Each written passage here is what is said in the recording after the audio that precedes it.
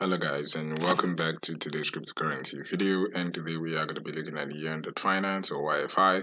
YFI is currently at the $9,238 dollars level. So one of the things we have been looking at right here on the channel is that the Bitcoin halving is coming soon, right? And the countdown to the Bitcoin halving is just in 25 days. And we usually know what happens to a lot of altcoins after the Bitcoin halving, basically a skyrocket in price, right? And so just looking at the altcoin season index, the altcoin season index is telling us that, guys, we are still early. It's not altcoin season, and usually when it's altcoin season, we usually see massive push to the upside, and this 47% is usually around the 75 to 80%, right? So showing that we are still early right here to YFI, and so we could still see that sort of massive push to the upside, right? Currently we have a market cap of about 307% or $307 million with a 24-hour volume of about $44 million,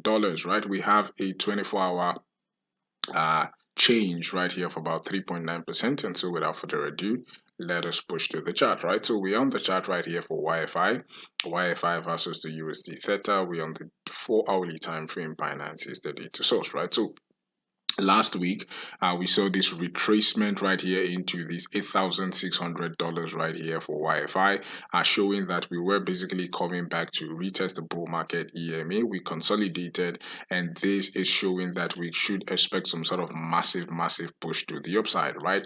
Any of these movements, guys, all of these movements are just the beginning, right? As you can see, we are not even yet close to alt season, showing that we could still see higher price targets for the price of YFI. So YFI's run has not even begun, as we could still see higher and higher price targets, right? So the next target we could make us see at the yearly highs, which is currently at 11,000 right here for YFI, and we could see YFI even push higher, right? So we continue to remain bullish on YFI, as this is a very bullish setup.